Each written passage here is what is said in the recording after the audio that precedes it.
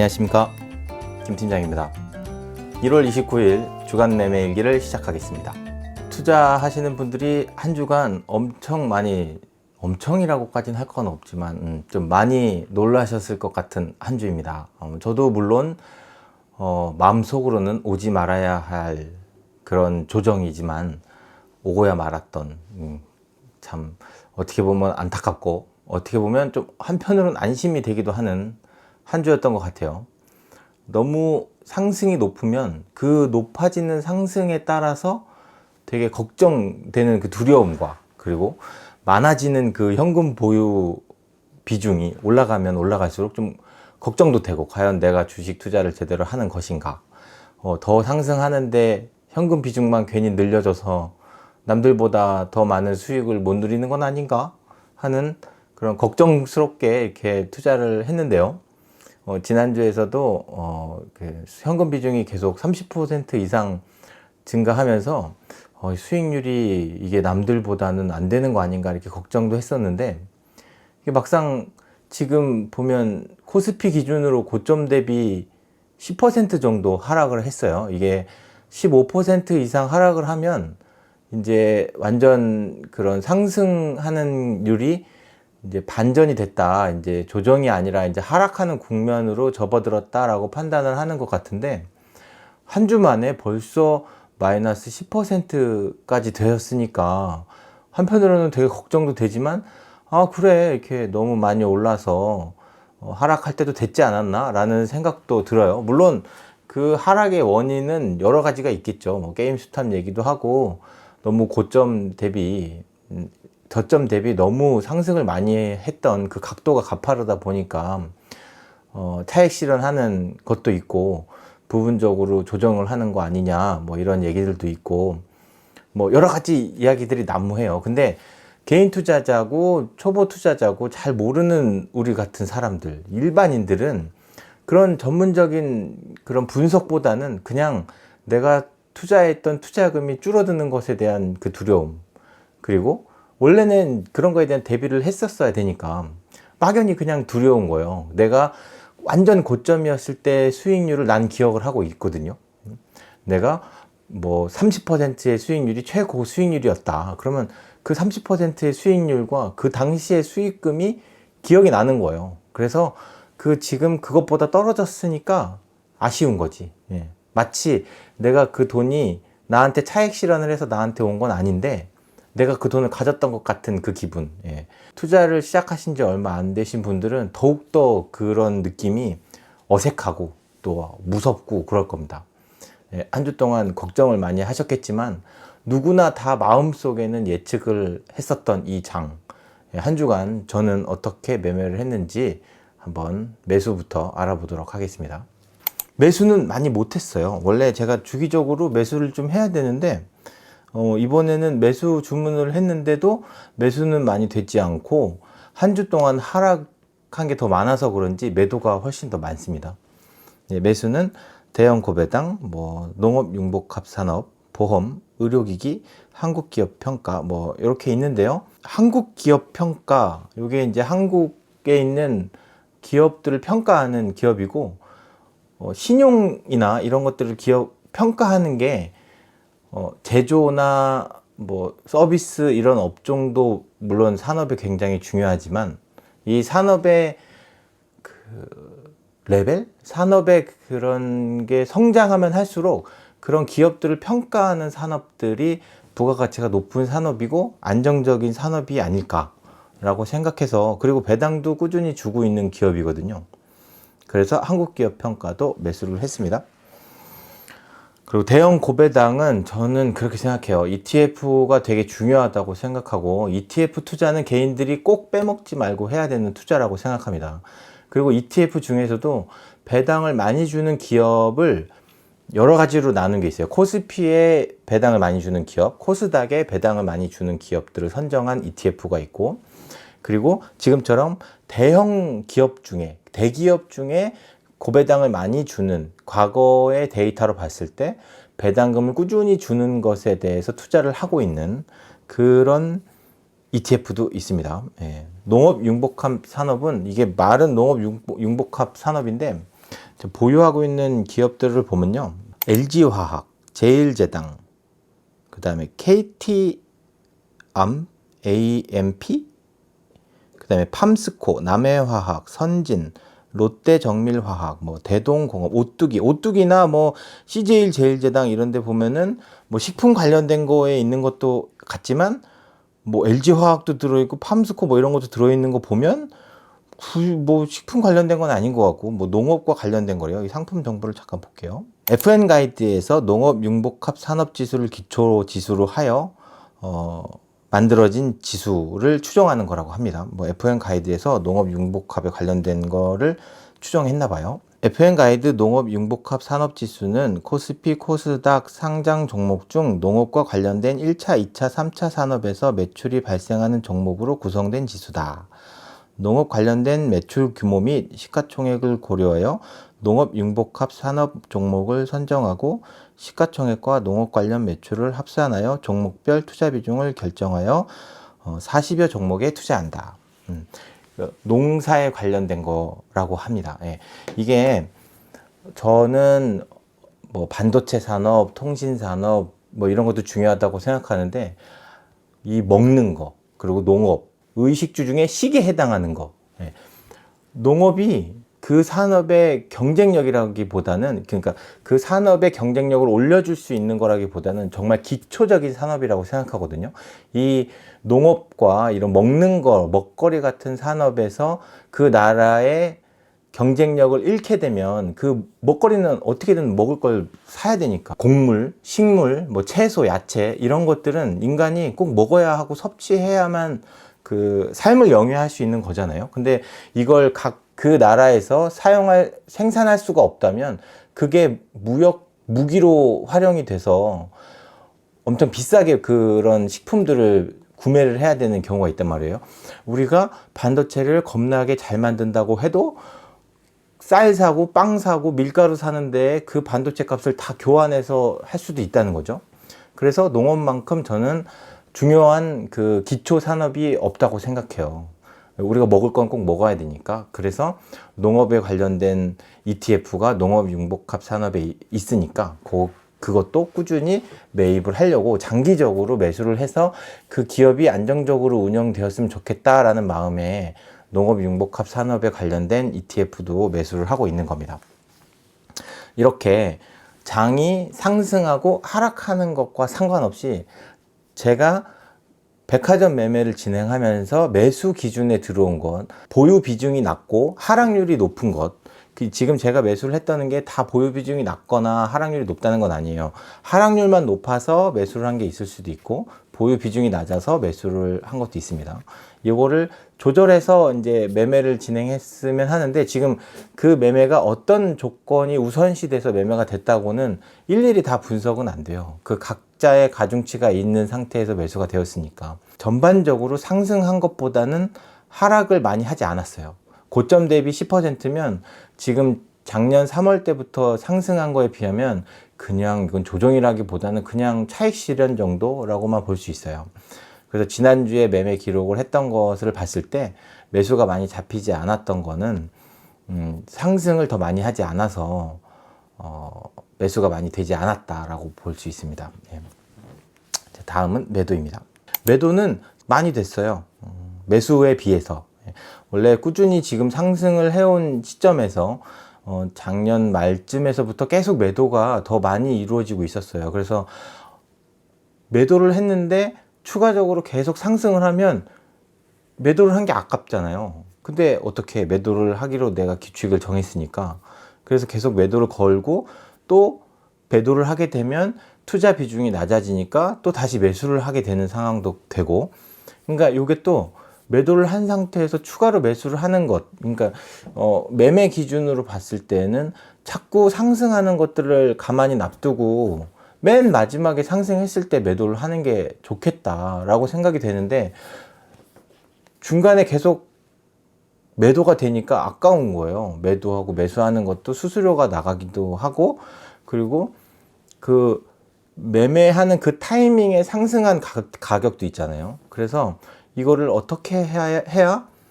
조금 더 많은 수익률을 누릴까 이런 거에 대해서 되게 고민을 많이 했어요. 그래서 매도를 할 때는 좀 더 많은, 그러니까 그런 가중치를 주는 것에 퍼센테이지를 좀 낮췄어요. 이거 좀 설명하기가 좀 어려운데, 수익률 상위 10%를 매도를 하려고 했는데, 내가 갖고 있는 보유 비중에 상위 10% 수익률은 매도를 해야 된다라고 어느 정도 가중치를 주려고 했는데, 이거를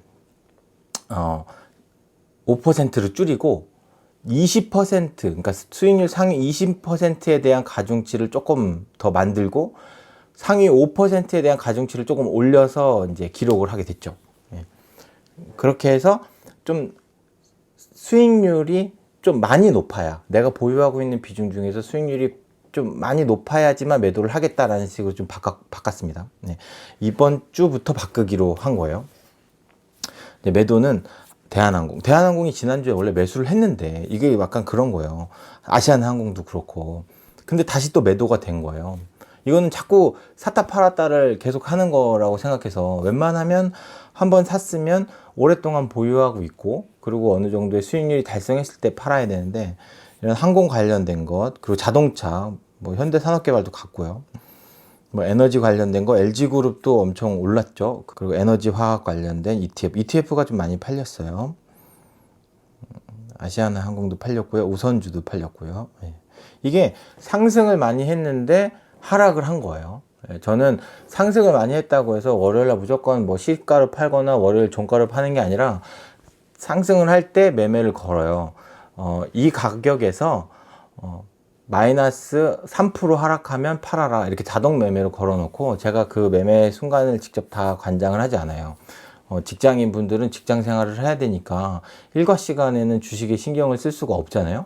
그리고 어느 정도 상승했을 때 내가 팔아야 되는데, 그 순간 그 매매를 내가 핸드폰이나 뭐 컴퓨터로 직접을 하게 되면 일단 일 때문에 그 타이밍을 놓칠 수도 있고, 그리고 그 그래프를 실제로 보거나 호가창을 보게 되면 그 호가창을 보고서 좀 더 고민하는 그 순간이 싫은 거예요. 내가 그 시간에 그 가격에 팔기로 했으면 팔아야 돼요. 저는 그거는 개인 투자자분들이 꼭 지켜야 되는 거라고 생각하거든요. 그러니까 내가 스스로 했을 때는 그걸 못 지키더라고요. 조금 더 싼 가격에 사고 싶고 조금 더 비싼 가격에 팔고 싶은 게 사람의 마음인데, 호가창이 내가 금방 10,000원이었는데 매매하려고 했는데 9,900원이 됐어. 그러면 못 파는 거야. 그 10,000원짜리를 내가 눈으로 봤으니까.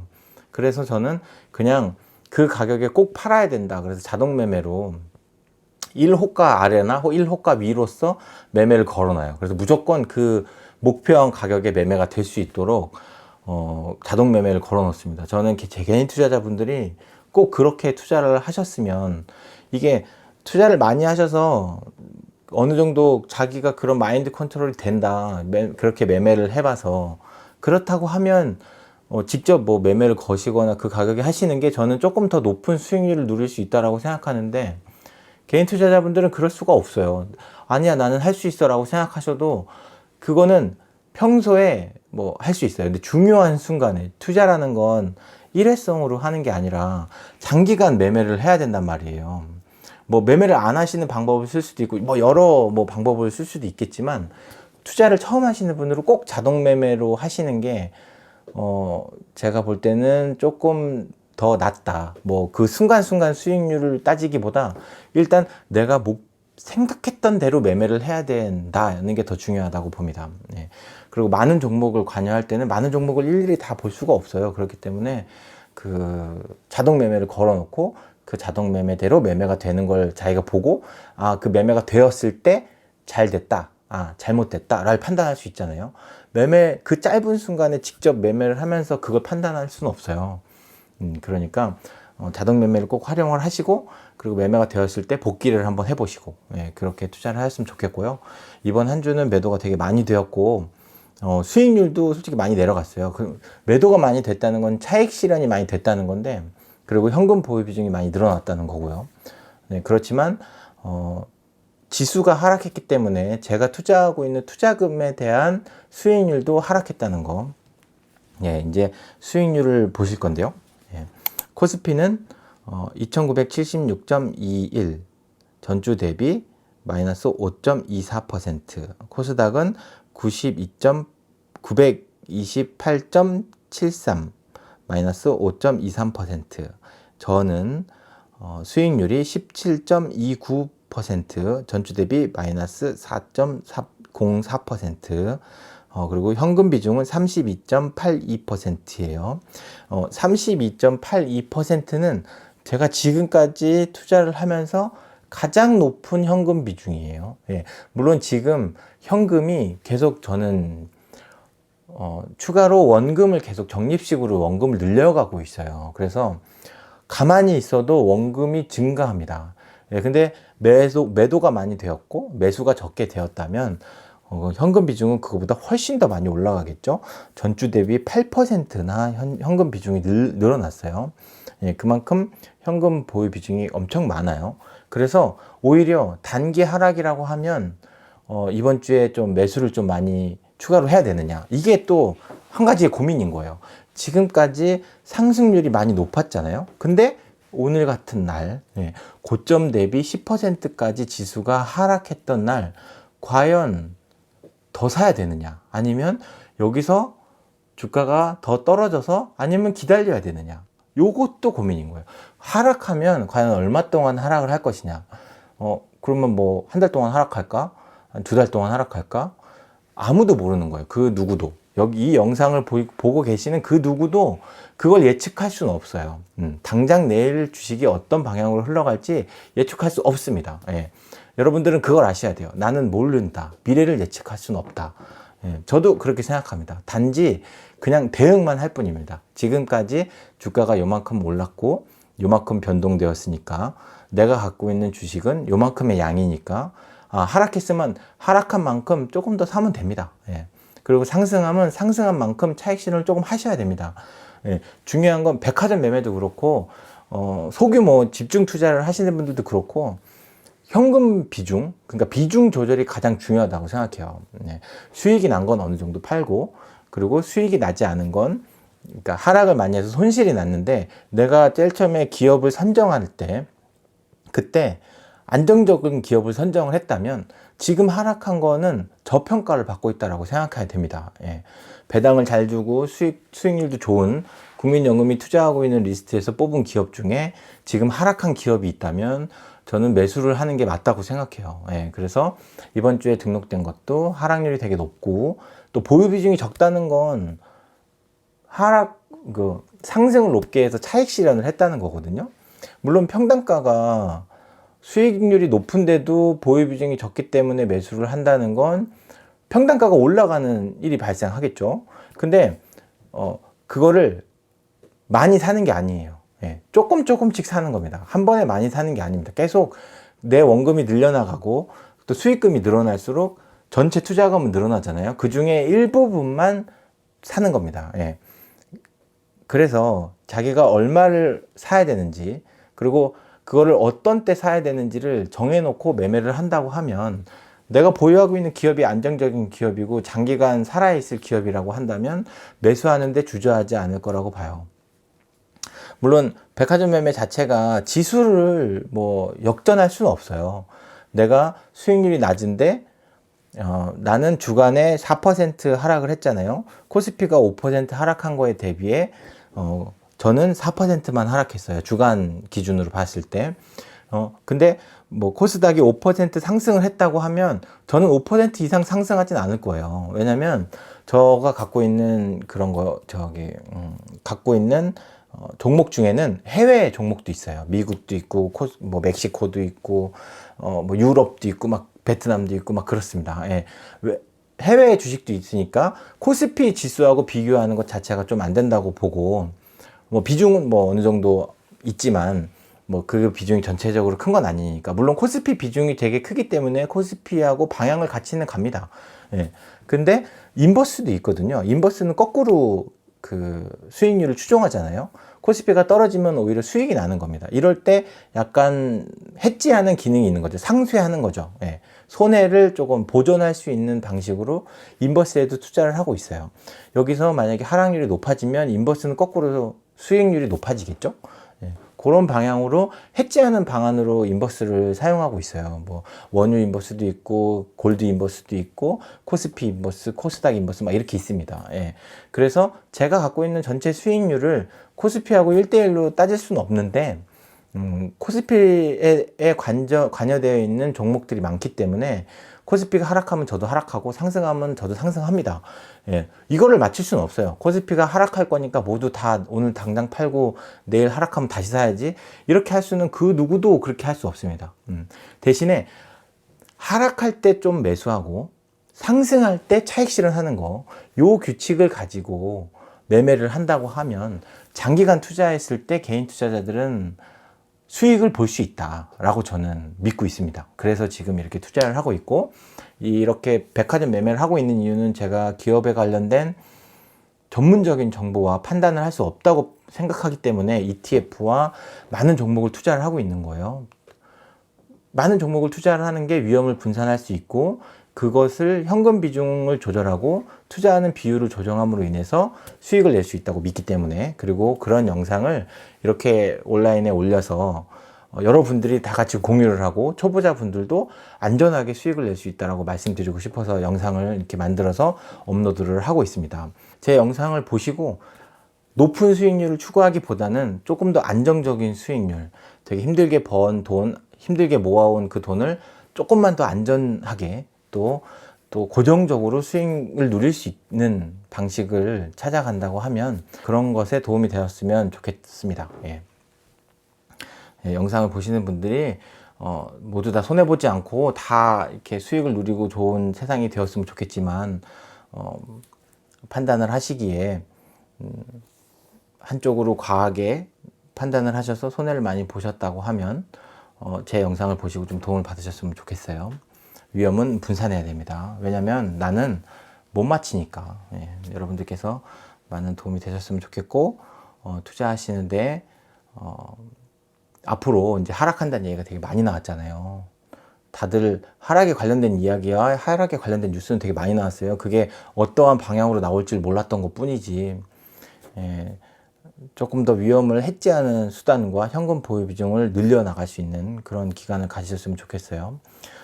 코스피 그래프를 보면 뭐 투자하시는 분들이 하는 얘기가 있잖아요. 무릎에서 사서 어깨에 팔아라. 근데 지금이 어깨입니다. 이게 보면. 네. 지금 손해를 많이 본 게 아니에요. 어느 방향으로 갈지 모르겠지만 조금 더 현금 비중을 늘려라 라고 하는 게 많은 전문가 분들이 말씀하시는 것 같아요. 물론 저도 현금 비중이 30%가 넘었으니까 예전에는 한 20% 정도의 현금 비중을 찾았었는데 지금 30% 정도 된 거 보면 현금 비중이 많이 늘어난 거예요. 그래서 투자자분들께서 조금 더 안전하게 투자하시고 건강하게 투자를 하셨으면 좋겠습니다. 다음 한 주도 어떻게 시장이 흘러갈지는 모르겠어요. 뭐 많은 이슈들이 있고 그 많은 이슈들이 악재와 뭐 호재 막 이런 것들을 서로 다 각자 판단을 하니까 모르는 거예요.